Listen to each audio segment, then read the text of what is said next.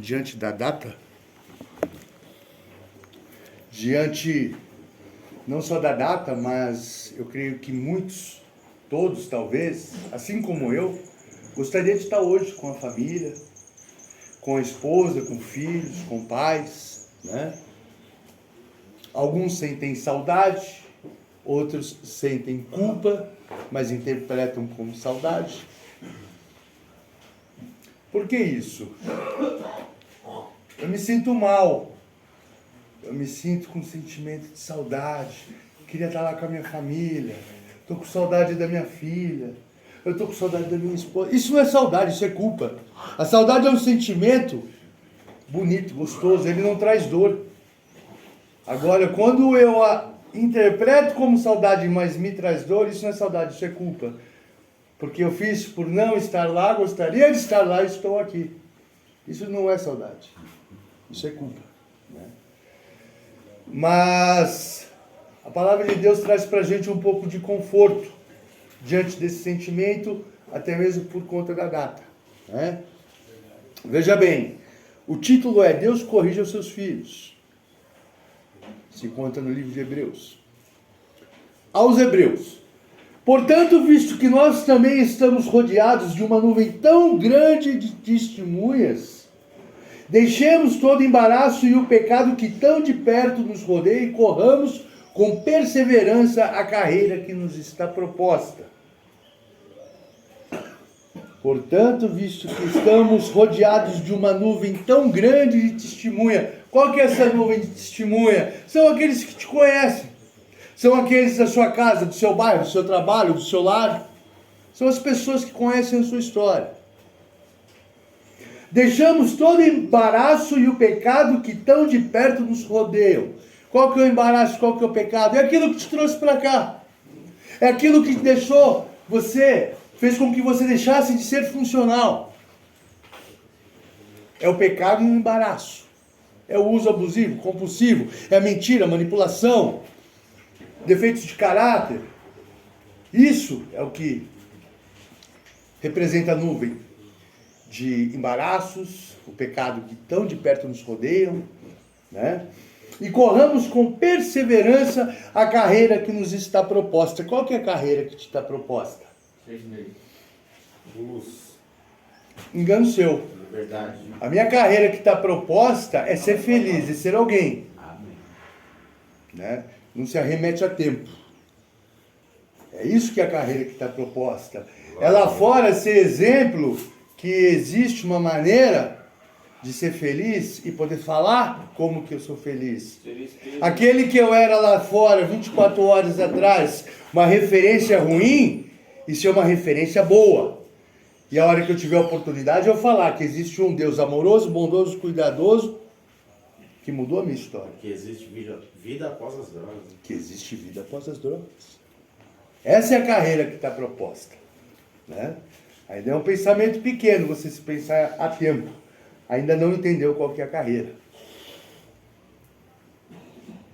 Olhando firmemente para Jesus, autor e consumador da vossa fé, o qual pelo gozo que lhe estava proposto, suportou a cruz, desprezando a ignomínia. Ignomínia quer dizer vergonha. E está assentado à destra do trono de Deus. Considerai aquele que suportou tal oposição dos pecadores contra si mesmo, para que não vos cansei, desfalecendo em vossas almas. Considera o esforço de Cristo, pelo gozo que estava proposto. Qual que era o gozo que ele estava proposto? De ser honrado, de estar à destra do trono de Deus, de não ter que passar pelo que passou, porque ele não fez por onde passar pelo que passou. No entanto, ele pagou o preço pela tua vida, pela minha vida. Ele desprezou a ignomínia, a vergonha, foi esbofeteado, cuspiram nele, xingaram, chibatados, um monte de coisa.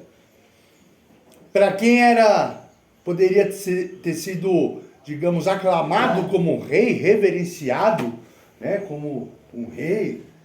Não, ele desprezou tudo aquilo, passou por humilhação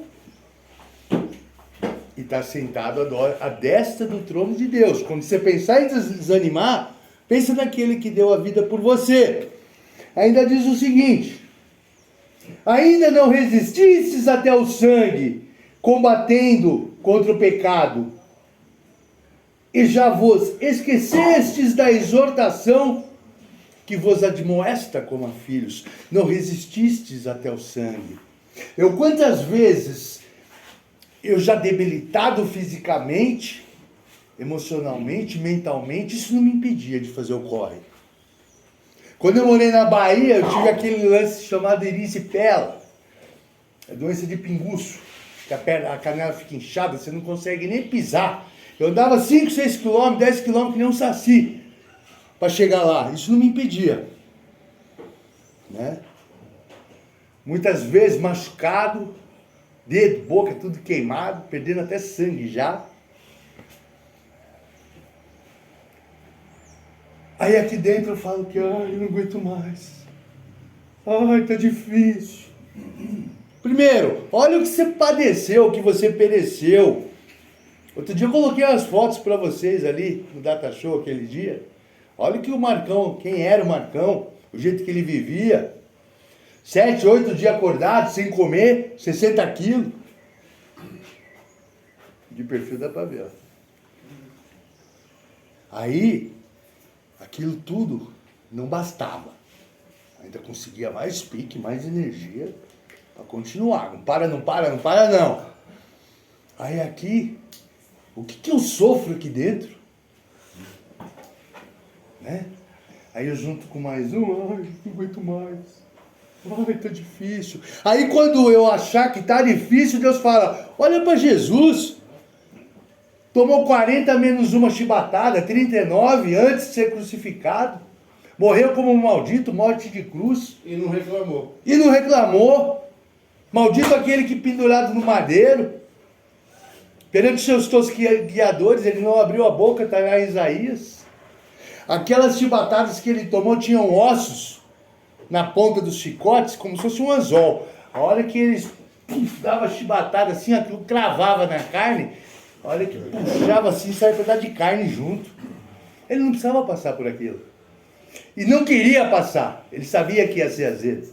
Tanto que quando ele estava orando, ele falou, Pai, se possível, afasta de mim esse cálice.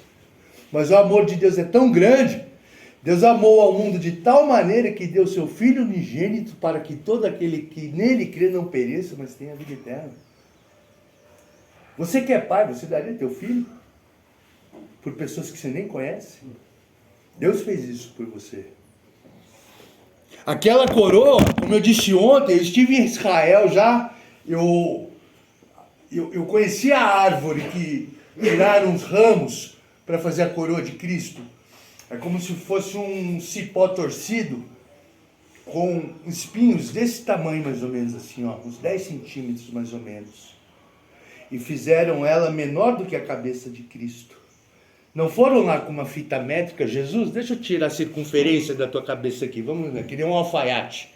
Não, torceram de qualquer jeito, pegaram e enfiaram na cabeça dele. Sangue, a cruz.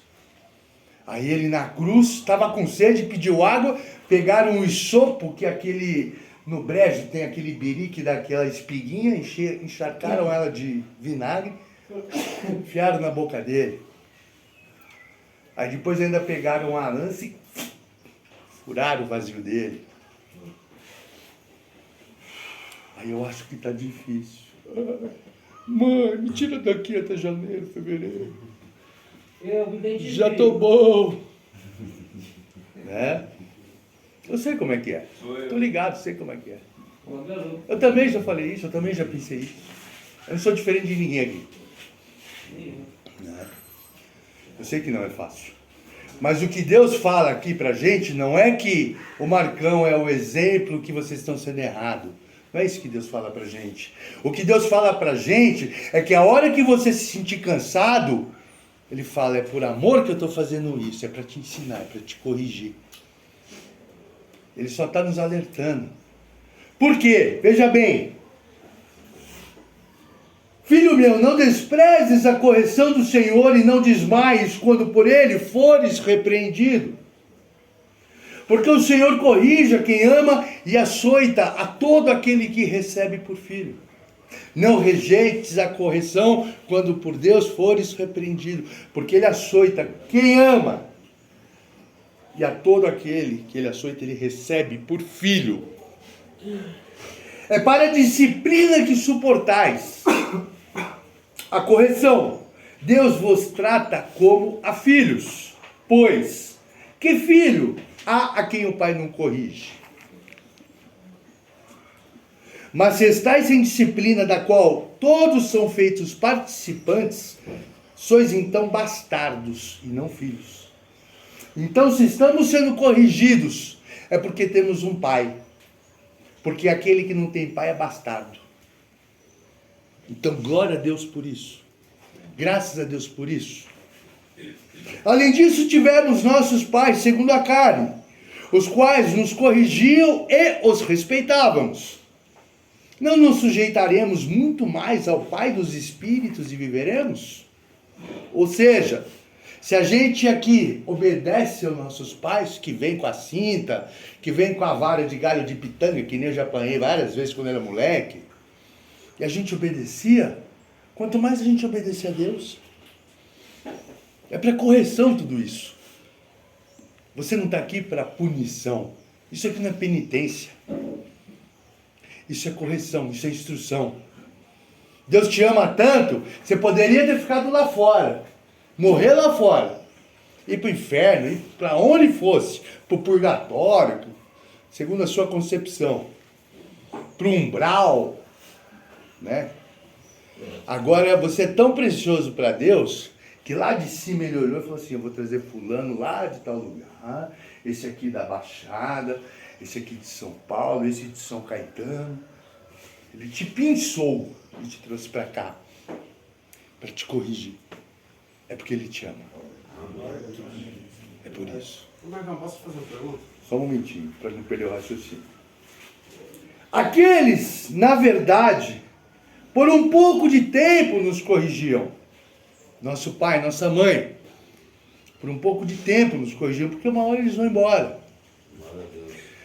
Como bem lhes parecia, mas este é para nosso proveito, para sermos participantes da tua santidade. É para nosso proveito que Deus nos corrige, para sermos participantes da santidade. O que é isso? A hora que você não estiver mais aqui, você está com Ele. Não é para você passar de ano, ganhar a bicicleta, comeu tudo, ganhou a sobremesa, não tem barganha.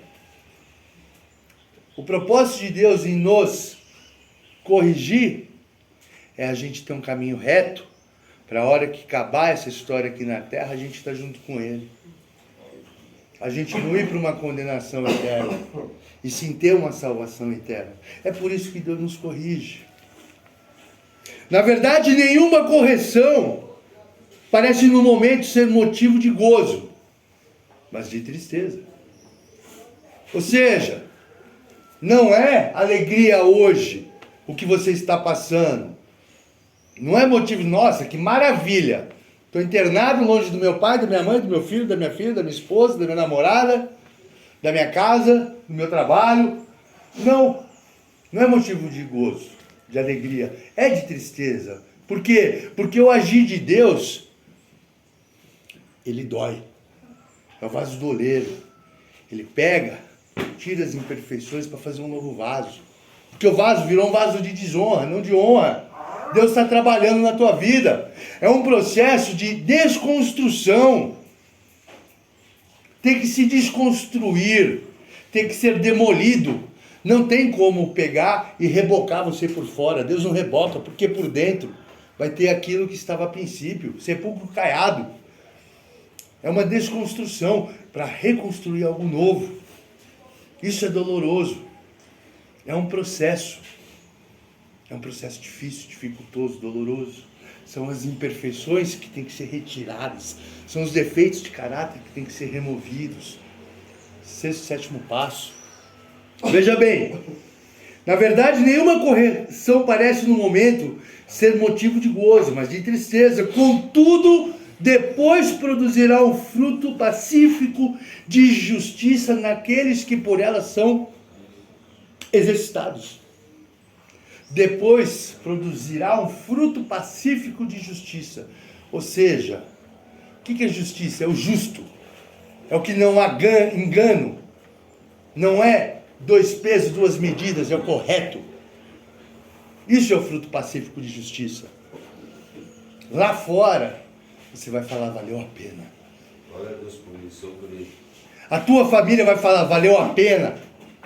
Aleluia. Aqueles que te conhecem vão olhar e falar, meu Deus, É verdade. Deus existe. E vão chegar em você, você vai poder falar de um Deus maravilhoso que mudou a tua história. É por isso que você está aqui. Portanto, levantai as mãos cansadas e os joelhos vacilantes, e fazei veredas direitas para os vossos pés. Levantai as vossas mãos cansadas, os joelhos vacilantes, e fazei veredas direitas para os vossos pés, para que o que é manco não se desvie inteiramente, mas antes seja curado. Está difícil? Levanta a tua mão, clama a Deus. Não fica murmurando. Não fica reclamando. Pede ajuda àquele que pode te ajudar, Deus. Tudo posso naquele que me fortalece. Amém. Quando estou fraco, aí que sou forte, disse Paulo.